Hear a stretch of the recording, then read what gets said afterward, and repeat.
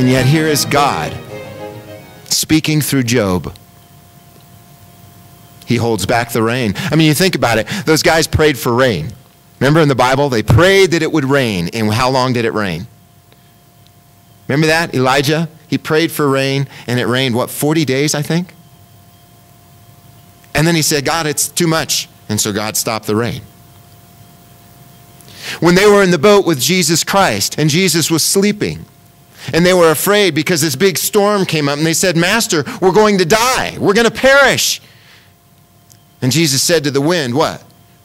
Peace, be still. God controls the elements. God controls the wind. He controls fires. He controls lightning. He controls life and death. He says, I am the Lord in Exodus. I kill and I make alive.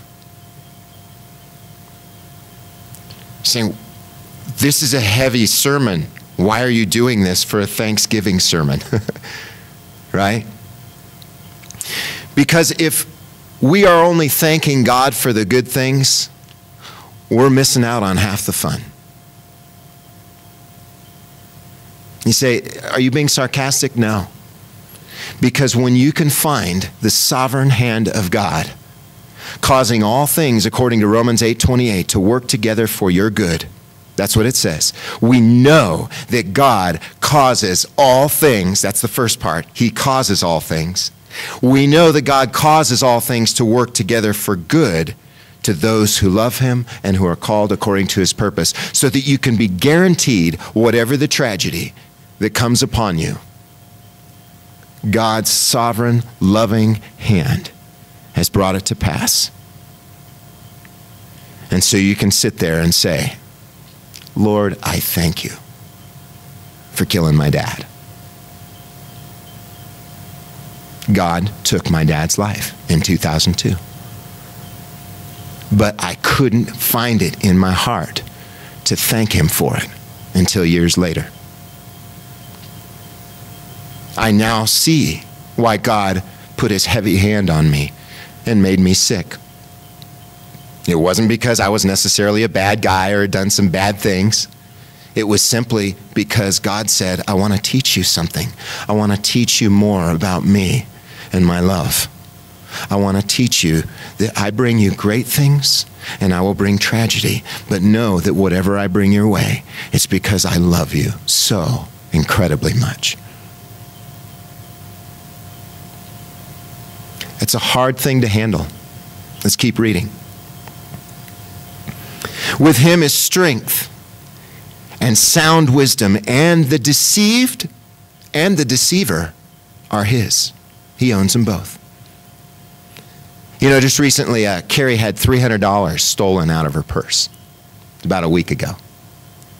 $300 stolen out of her purse. And I think I might have mentioned, you know, about my van. I sold my van to someone. Bill and I had a wonderful conversation. I sold my van, and it was kind of a rent-to-own deal. Yeah, good sense about you, George. Anyway, so it's like, here's this guy, and he says, and great guy, don't get me wrong, but he says, listen, I'll pay you $150 every 2 weeks, and then at my Christmas bonus, I'll give you a lump sum of about $1,000 and then continue paying after that.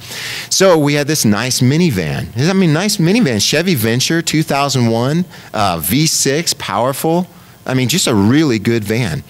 And but because it was kind of old, I just thought, well, we'll just get liability on it, you know, not full coverage. And so the next thing I find out, he rolled it. You know, this is about 2 weeks ago. So he rolls my minivan. Well, I had forgotten that I only had liability insurance. And so I'm thinking, okay, well, he says he's going to pay me back regardless.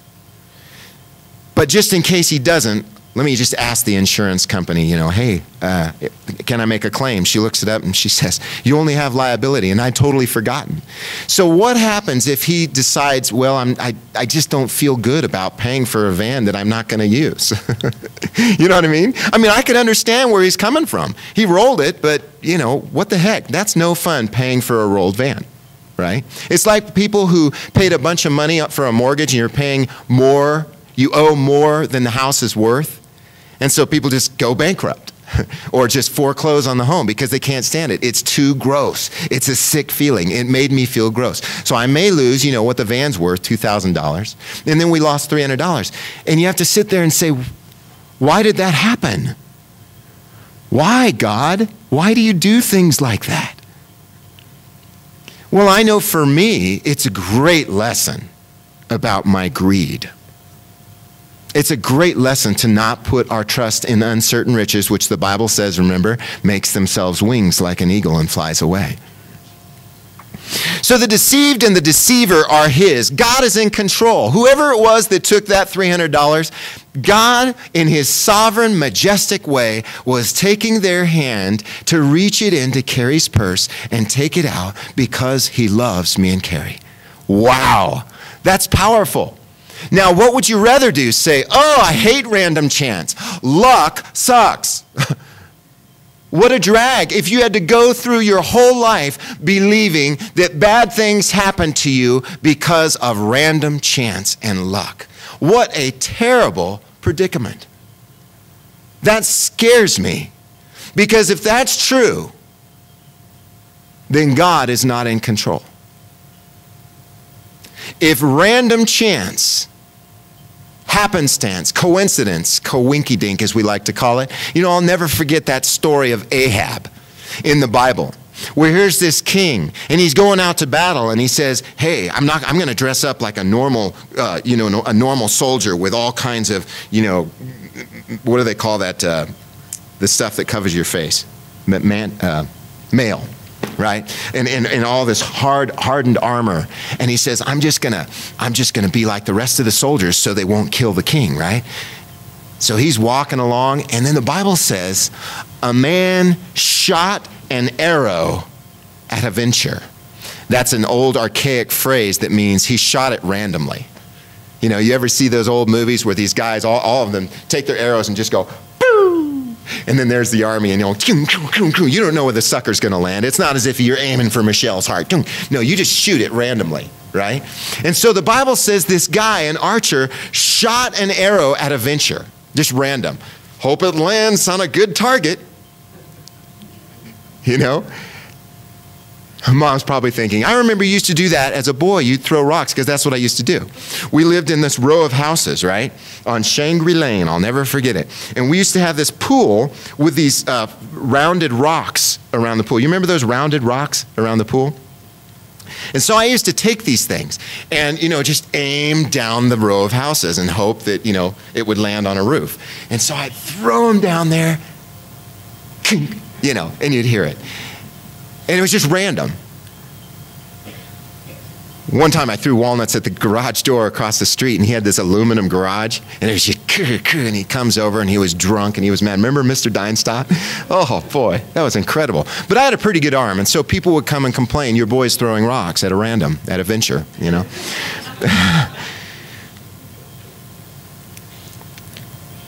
But so he shoots this arrow, and the Bible says it goes right in between his armor and kills Ahab. R.C. Sproul, famous author. Any of you ever heard of R.C. Sproul? Brilliant author. He runs Ligonier Ministries. And this is what he said. He said, there is no such thing as a maverick molecule. As if one just kind of, oops, was out of God's control. He created it. He created every molecule and electron that exists. He's controlling their every movement. He controls the stars, the black holes, the supernova. He controls the galaxy. The Bible says he holds the earth. He has set the earth so that it hangs on nothing. God controls it.